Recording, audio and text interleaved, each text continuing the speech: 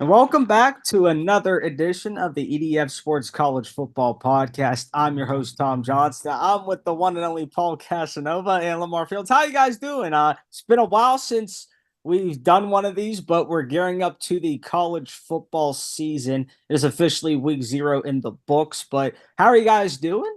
And yeah, Doing pretty good. I'm loving it. This has been such a without those Olympics, this was such a boring summer. Like I'm ready for football. Football.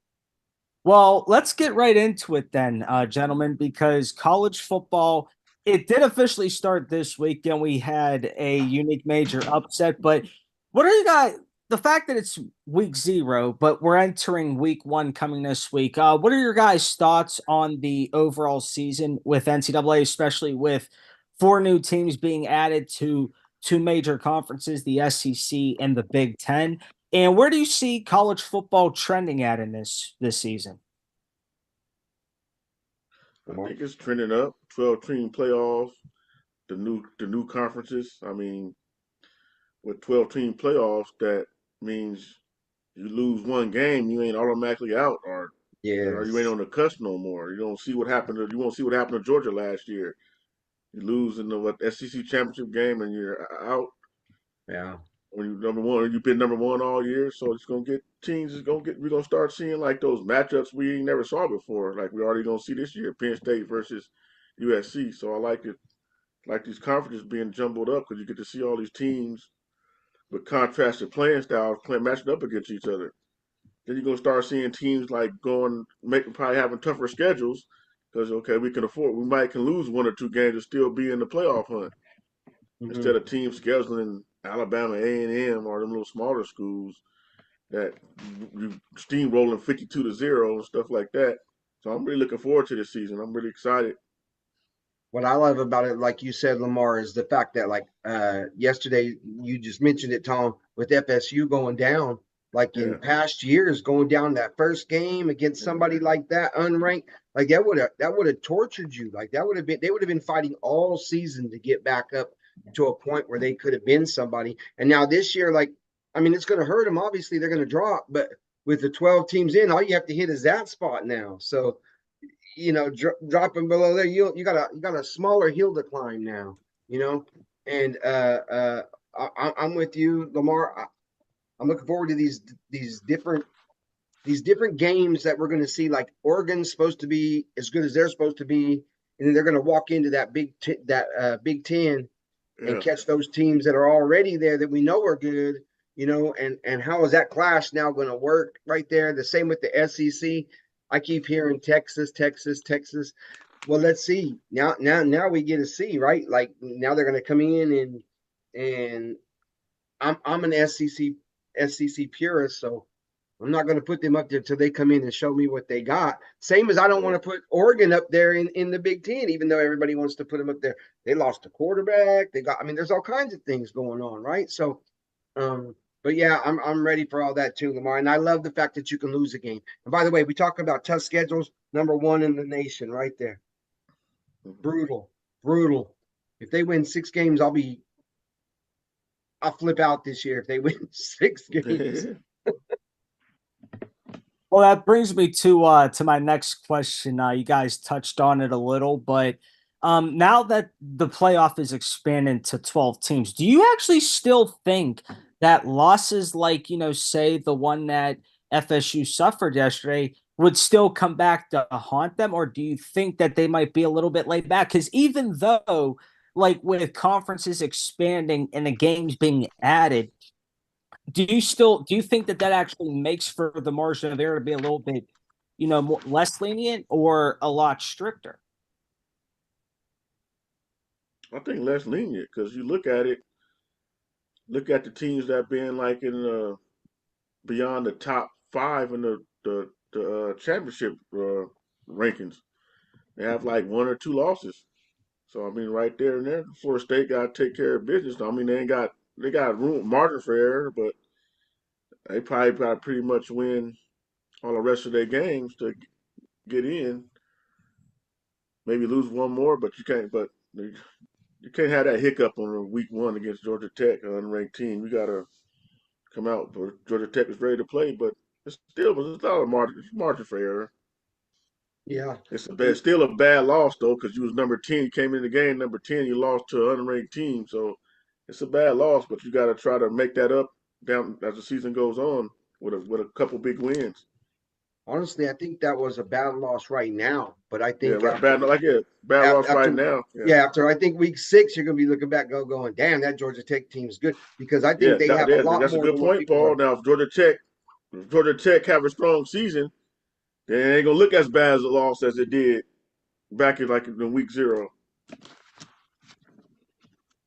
Right. Which means that, it's all a ripple effect. It's all about, what do you do subsequent to that? But it's also what does your opponent do subsequent to that? Because, we've seen how the committee has rolled in the past. They will try, and I mean, I understand you try to find every angle possible to really categorize what's a good loss, what's a bad loss, and so on and so forth.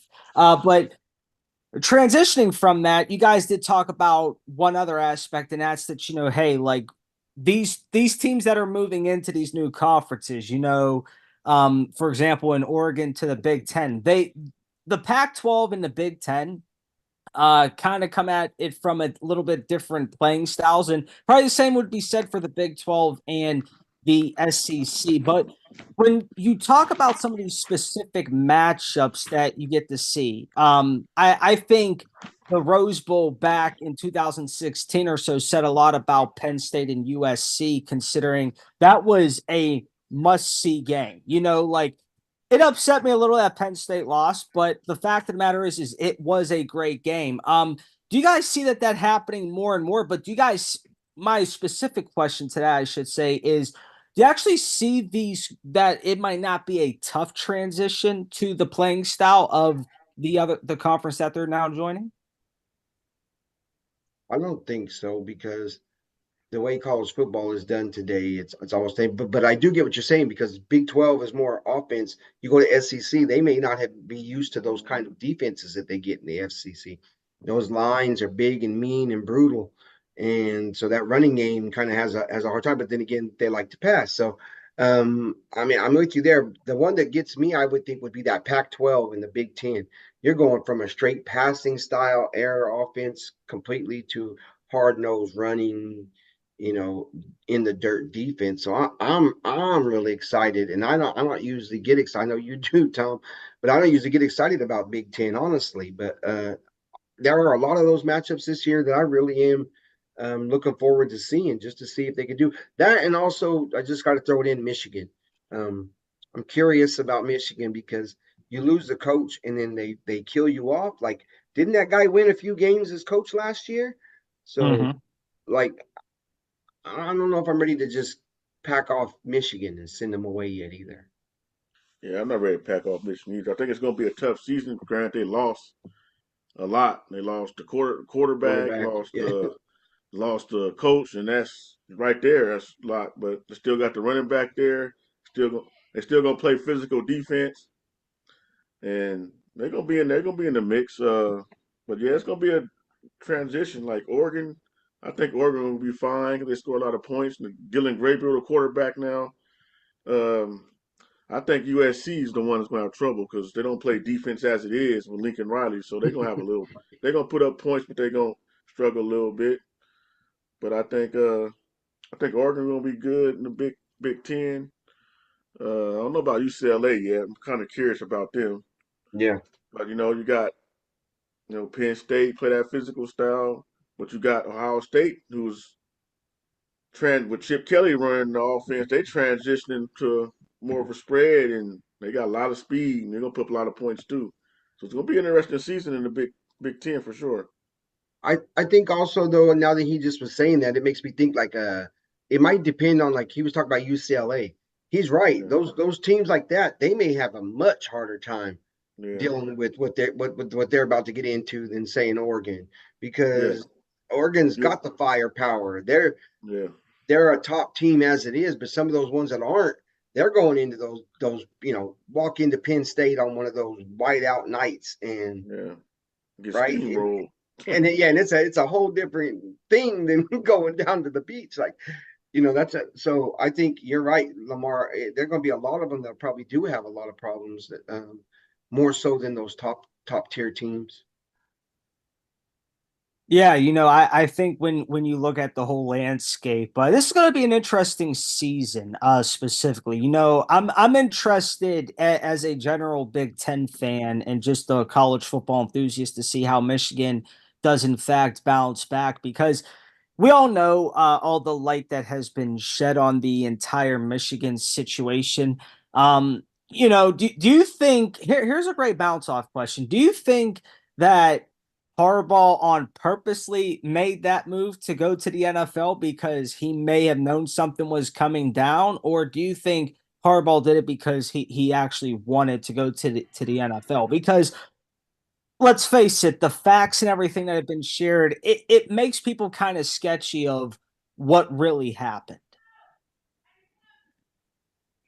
Yeah, they knew he knew something was coming. I mean, that's why he left. It's probably one part of the main reason why he left.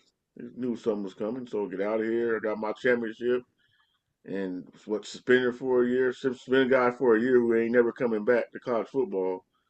It's funny to me, but it's a weird situation. It's just, but NCAA wanted to make it like they did something. Oh, we suspended him for a year, but yeah, he ain't coming back to college football. We all know that. Oh yeah, I think you hit it right there on the head. The NCAA is trying right now, and I think the answer to your question, Tom, is all of it. I think he did it on purpose. I think that if he didn't get a job or didn't find the one that he wanted to take in the NFL, I think he would have been okay because his whole mission, he had said many a times before, was to take down the NCAA. And I think he was right on that cusp with some of the things that he was doing that and to get him into that court. I mean, look at their diminishedness already. Like I wondered today, literally in my head, what does the NCAA really do? So to come with that, like you said, Lamar, what kind of baloney is that, right? You're suspended. The guy's got a cushy job in San Diego. He's our LA. Like he's not worried about you now coming out and saying, "Ooh, you're suspended." Like, what do they do? What does the NCAA do? What is their purpose right now in the game today? Yeah. I mean, I think the NCAA in some ways has shown the kind of organization that they've always been, but like I think in some ways they tried to do something because of public outcry. I mean, it's hard to say. I mean, I really wouldn't expect the Yeah. NCAA to do anything because they've really never have done that much in the beginning as it is. Like, okay, you suspend Harbaugh or, whatever you might have it, but like I also think that goes to show that, like, that's the kind of coach Harbaugh really can be no matter what level you're at. And I think you got to ask yourself, as any prospective, owner, like, do you want that kind of stuff to, like, be a part of your organization and whatnot? Just because, like, I just don't see why, because let's put it this way, okay? It's like Harbaugh knowing or not knowing, it really doesn't matter. But it's the fact of the matter is he's not going to have to deal with any of the consequences that per se Michigan gets. Like Michigan in that program got to deal with it, and it's just like there should be some level of accountability to the coach, But I think Michigan might have a great year. They're definitely going to be toned down a little bit because McCarthy's no longer with them and a few other star players. But I mean, they do have Donovan Edwards in their backfield. But Michigan's known for running the football a lot, much like a lot of other Big Ten teams are. And with that, though, that brings us to my next question, and that's with NIL because I know a lot is being said about it. It's really the talk of the entire college football landscape. You have various coaches from different conferences that have a unique perspective on it and say, hey, now back then, it was a little bit easier to say recruit a guy to your school because you didn't also have to try to bribe him away with money these days. But on that topic, do you guys think in general with NIL. It's not going to make college football more difficult in the future, but it's just really going to shape it to like not actually be what college football is meant to be unless you have some rule changes and you start to like monitor and track some certain aspects that involve with NIL. Go ahead, Paul. No, I think I think that's the main reason why Nick Saban got out. I mean, I think he's clarified that without hammering the point, but I think he's clarified that as saying that wasn't the kind of business that he was in, and the whole object of like he said that he told that story about taking the recruits. They come to his house every year, and his wife makes him dinner, takes the parents, and how the last time that it happened, they were talking about money, and his wife came to him and told him, "This is not what we do." And he said, "No, it's not." And that's when they decided to give it up. So it's a whole different thing, I think. And you're right. I don't know, like I was telling you about Gundy from Oklahoma State saying, it's a business now. It is a business now. And if you don't take it like that, then you're going to just fall behind. And you're right. I agree. There probably should be a lot more rules and parameters set, but because it's kind of like the wild, wild west. But at the same time, I was also looking at those little schools like Norfolk yesterday and Florida A&M, and you're getting 5-star recruits now that you never would have gotten in your life because you got a booster who can afford it. So it's bringing a little bit of parity. We saw that yesterday, I think, a little bit. So that, like everything, I think there's good and bad, but I think you're right. They do need to come up with some sort of parameters. Whether it's these unions that they're getting into too, that might help because when you get there, now you get to negotiate. Now the schools get to say this is what we want from you. But at the same time, at that point, haven't we gone straight to business now? Like now, do we even add in? Well, I guess what I'm saying is, in that contract, do we now add in and 30 hours of classwork a week? Do you get what I'm saying, or is it just strictly performance based on the field? So, court, whatever. Go ahead, Yeah, Lamar. there gotta be some tinkering with the rules about it, but it's the NCAA fault. Should have been paying these players a long time ago. Mm-hmm. These kids make these schools a lot of money. Go to see a single dime. These kids don't come from poor backgrounds. Of course they're gonna want money. Of course they're gonna take NIL deals. They make Mm-hmm. these schools a lot of money and don't get then they wasn't getting nothing to show for it. And like Paul said, it's good because kind of even the playing field. Not now you got these like Paul said, you got these boosters at these little smaller schools that can afford to get like a 4 or 5 star recruit there, and They never had that chance never before. had that chance before. Like So nobody was ditching Alabama to go to Norfolk State or nobody yeah. doing that. Now you got a chance to do that. You got a 5 star recruit there, and he making money. The school gonna make money, and if they're good, the whole program gonna make money. So I mean, it was more good than bad to me. I mean, hey, deal with it. Now, like the fact, like, okay, I'm over here sitting the bench. This coach ain't gonna play me. Yeah, I'm out. I'm gonna go somewhere else and get some more money. Like I ain't. These kids are trying to get to the pros. And sometimes you get run into these coaches that don't like the kid or it's not a good fit for the program, and you can leave and play right away. Can I ask you a question, Tom? I Yeah. because I get a feeling, and you tell me if I'm wrong, but you don't like this NIL thing at all, right? It's not that I don't like it. I'm in favor Okay, because tell me okay, why. allow me to phrase it like this, okay? I remember whenever I first really started getting into college football and all that stuff, I just thought, hey, the student athletes, the full ride or whatever it might consist of, is enough. But then when I took it upon Oh, it's not myself to enough. And these start schools making talking to like college football players and like see what like all went into it. I mean, I'm in favor of student athletes making money, but I think that there's got to be some sort of rules to this because it can really get out of hand and like really quickly, and then it's just like a lot of other like red flags go off. And I just think like you need like I don't mind it being there, but like there's got to be some kind of rules in place for certain because like I get that it's tied to contracts and stuff, but like people that are really educated in that realm will know that you can put language to whatever you need for both sides to make sure that everybody's living up to their end. Because yeah, these student athletes, they do bring in lots of money, lots of revenue to not only their school but the NCAA. But like, we also got to remember they are student athletes first. But then it's like, if you want to treat it like a business, maybe you shouldn't even call them student athletes because, you That's what know, I mean. Do hey, you add in school time, or is this just like that? Because now we've tossed out that.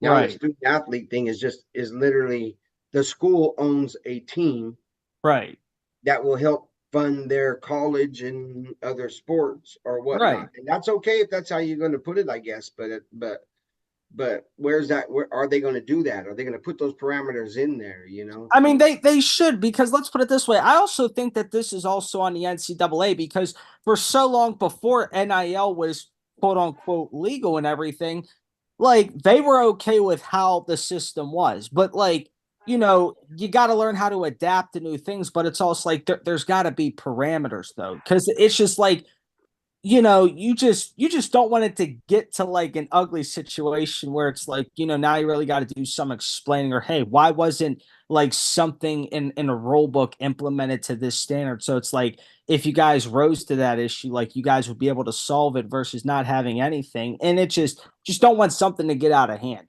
But I mean, hey, it's an everlasting, it's a new landscape, but I think it makes college football a little bit more attractive because like you guys alluded to, yeah, let's be realistic. Before NIL, you would be considered crazy from switching from Alabama to like a Florida A&M or whatever. Like you'd be really considered crazy, especially if you were a 4 or 5 star recruit.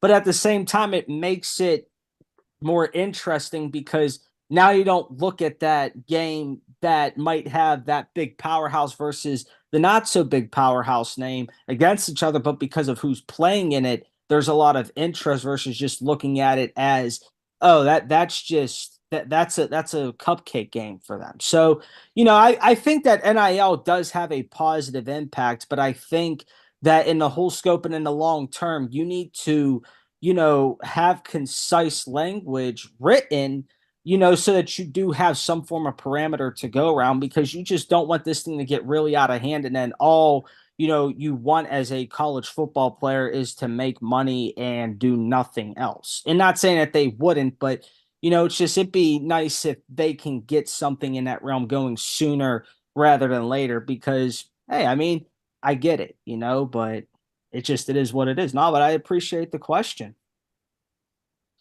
Now, moving on, since the college football playoff has expanded, and considering how now in each conference you don't have your division alignments and everything like that anymore, it's pretty much you play whoever you are assigned to that year. The fact that they've gotten rid of certain rivalries and they can only protect so much, do you think that that makes the games as anticipated? Because for say, you might be used to having a common opponent earlier in the season. You might not face them for another 2 years down the line. So do you think that that plays a role into rivalries and how they have been played, but how they will be played in the future? I mean, I think it will, but at the same time, I also think it might create new Different. ones. Yeah. Right. And that's kind of exciting, like I said, to watch these new teams come in and see how they perform. Because let's say, just I mean, like in my own instance or whatever, let's say they played at Florida plays at Texas at home first year. I mean, I don't think they play them, but and Texas wins right away. You're like, no, you can't come in here and beat us. Like you just came in, you just got here. So maybe it starts off this whole thing about the right way. We got to beat them next year to show them they can't just come in here. Some kind of stuff like that. Like you might get new ones, plus a new generation of kids, people coming up and all that.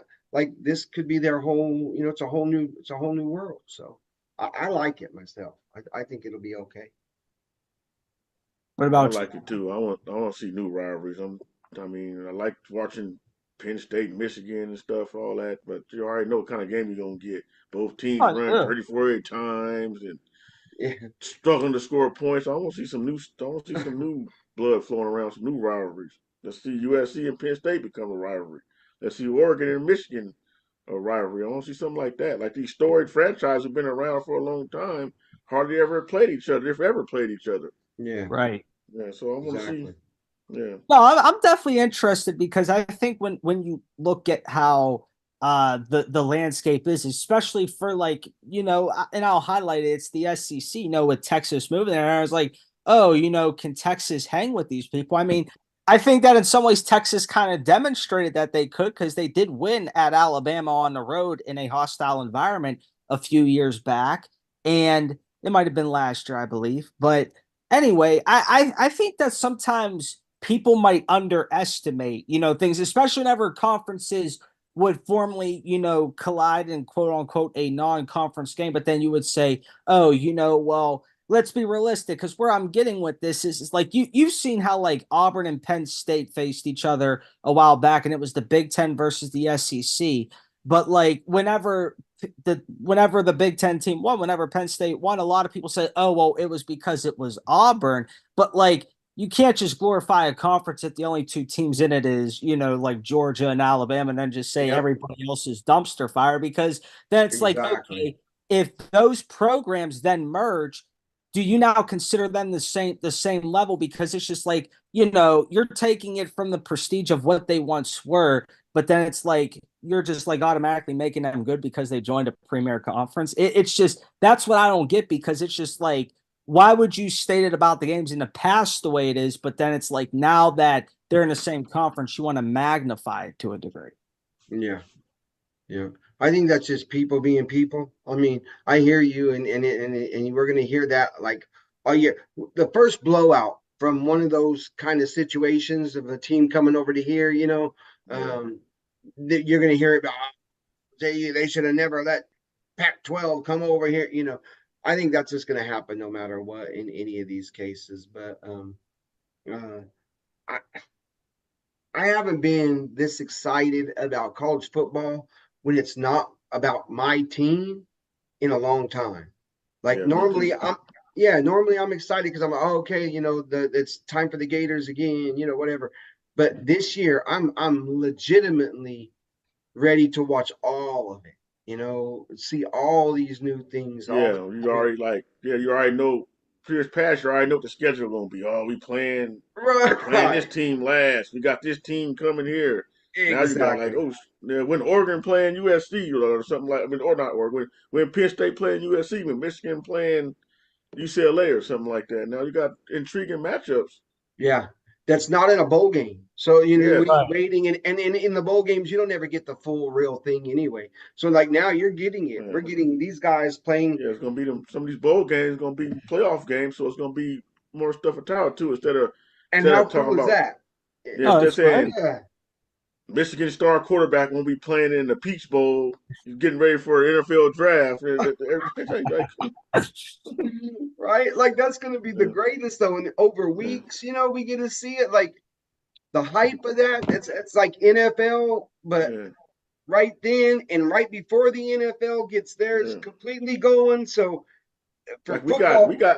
I think we got games Thursday, Friday, Saturday, Sunday, and Monday next week. I Oh, think. it's gonna Yep. be Yeah, football fanatics like yeah. dream like overload. There are gonna be people overloading. There's gonna be divorces this year, all because the guy would not get off the TV for 5 days straight of football, and she said that's it. No, that is true. That is definitely going to be true. Well, that's going to wrap it up for this edition.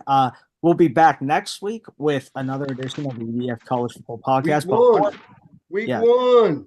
but Yep. before, but for Paul Casanova and LamarField.com, so we're going to see you guys on the next one where we break it down even more. Thank you guys.